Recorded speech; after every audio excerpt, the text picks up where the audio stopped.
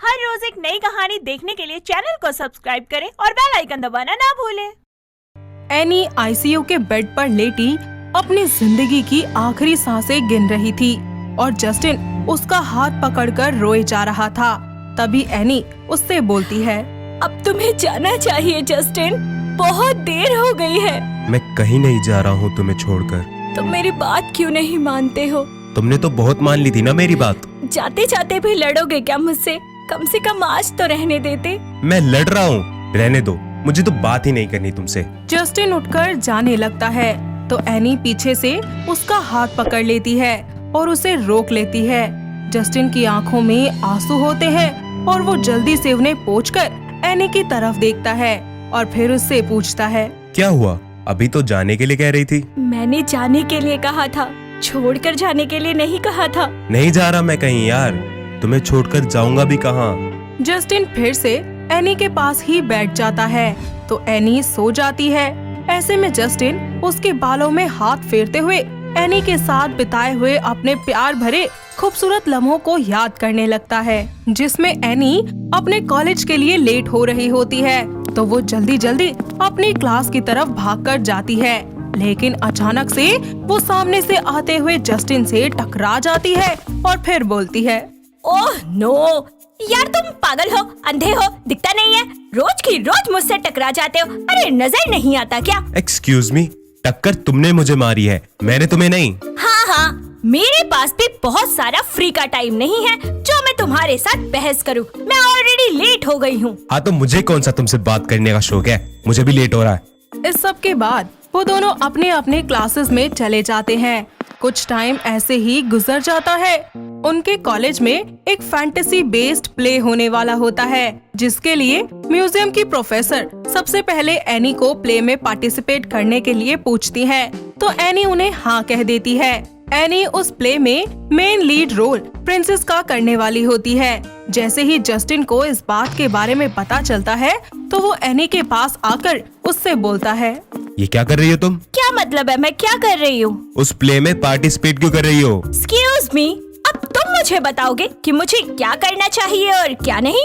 ऐसा कहकर एनी वहाँ से चली जाती है और अपने प्ले की तैयारियाँ करने लगती है। अगले दिन उनकी म्यूजिक प्रोफेसर उन्हें एक मीटिंग के लिए बुलाती है और उन सभी से कहती है, सुनिए सब लोग, मुझे कुछ बताना है। क्या बात है मैम? हमारे एक स्टूडेंट का एक्सीडेंट हो गया है जो प्रिंस के कैरेक्टर के लिए सिलेक्ट किया गया था। ओह नो, ये तो बहुत बुरा हुआ। अब कैसी है वो? वो ठीक है, पर डॉक्टर ने उसे रेस्ट करने के लिए कहा है। तो मैम अब प्रिंस का रोल कौन करेगा? वो प्रॉब्लम मैंने सॉल्व कर ली है। तो क्या आपको कोई स्टूडेंट मिल गया है? हाँ, मिल गया है और वो है मिस्टर जस्टिन। क्या? जस्टिन? जी, कोई प्रॉब्लम है आपको मिस एनी? अरे प्रॉब्लम तो वो जस्टिन है। नो मैम, कोई प्रॉब्लम नहीं है। गुड, तो आज से ही हम रिहर्सल स्टार्ट करेंगे।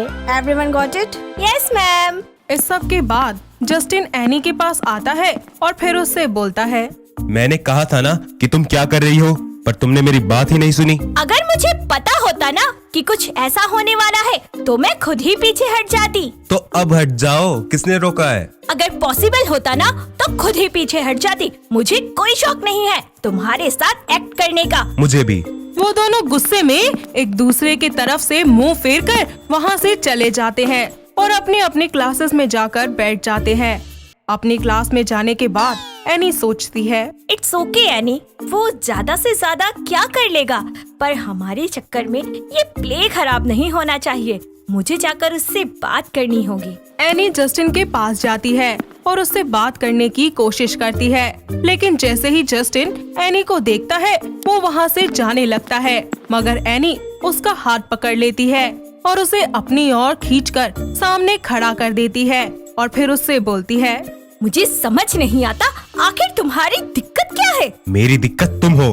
जब भी तुम्हें देखता हूँ मेरा दिमाग खराब होने लगता है। मैंने ऐसा क्या कर दिया है तुम्हारे साथ जो तुम मुझसे इतनी नफरत करते हो? मुझे नहीं पता, बस मैं तुम्हें देखना नहीं चाहता। अच्छा ठीक है, मत देखना, पर एक बार मेरी बात तो सुन लो। जल्दी बोलो। देखो, ये प्ले ना मेरा है ना तुम्हारा, ये तो हमारे कॉलेज का है ना, इससे हमारे कॉलेज की रेपुटेशन जुड़ी है।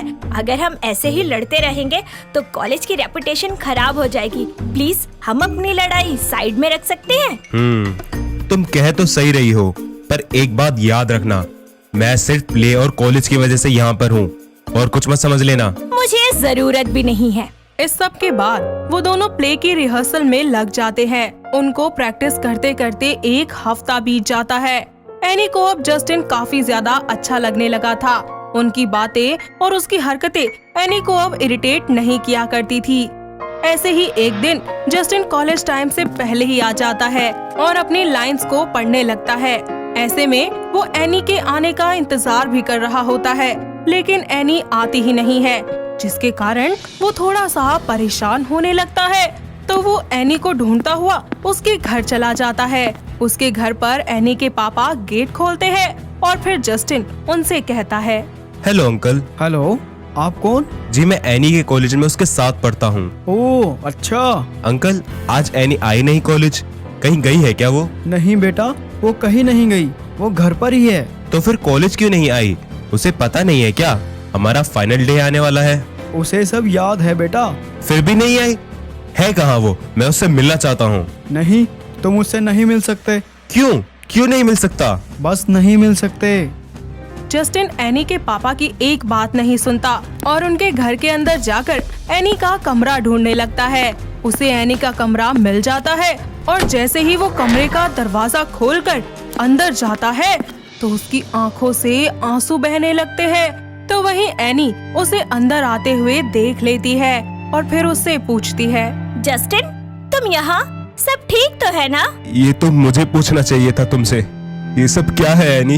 हाँ बस थोड़ी तबीयत ठीक नहीं है। तो ये इतना सब कुछ किस लिए? अरे नहीं, वो मेरे पापा को कुछ ज्यादा ही चिंता रहती है, इसीलिए पूरा हॉस्पिटल घर लेकर आ गए हैं। इतने में ही एनी के पापा वहाँ आ जाते हैं और जस्टिन से कहते हैं, झूठ बोल रही है ये। झूठ? लेकिन क्यों? क्योंकि ये किसी को कुछ नहीं बताना चाहती। क्या नहीं बताना चाहती? पापा प्लीज रहने दीजिए। तुम चुप रहो। आप बताइए अंकल जी। एनी को ल्यूकेमिया है, ये अपने लास्ट स्टेज में है। क्या? तुमने तो कभी इस बात का जिक्र ही नहीं किया मुझसे। क्या बताती मैं तुम्हें? यही कि मैं मरने वाली हूँ, और वैसे भी तुम्हें बताकर क्या हो जाता। मैं तो तुम्हारी दुश्मन हूँ ना, और दुश्मन चाहे जिए या मरे उससे क्या फर्क पड़ता है? फर्क पड़ता है एनी, बहुत फर्क पड़ता है। तुम नहीं समझोगी। तो समझाओ ना मुझे। क्या समझाऊं? कि ये जब मैं तुम्हारे साथ होता हूँ तो मुझे अपनी जिंदगी का हर एक पल बहुत ही खास लगने लगता है, या फिर ये कि मैं पूरे दिन में सबसे ज्यादा खुश तब होता हूँ जब तुम मेरे साथ होती हो। एनी जस्टिन की इन सभी बातों को सुनकर हैरान रह जाती है और उससे कहती है, ये तुम क्या कह रहे हो जस्टिन? सच कह रहा हूँ, मुझे पता ही नहीं चला कि कब मुझे तुमसे प्यार हो गया, पर मैं कभी कह ही नहीं पाया। जस्टिन ये सारी बातें सोच ही रहा होता है कि एनी को फिर से होश आ जाता है और वो जस्टिन को अपने पास बैठा देखकर उससे कहती है, तुम थक गए होगे, थोड़ा आराम कर लो। मैं ठीक हूँ। सुनो, मुझसे एक वादा करो कहो। कि मेरे जाने के बाद तुम हमेशा खुश रहोगे और अपने आसपास के लोगों को भी बहुत खुश रखोगे। कोशिश कर सकता हूँ, वादा नहीं।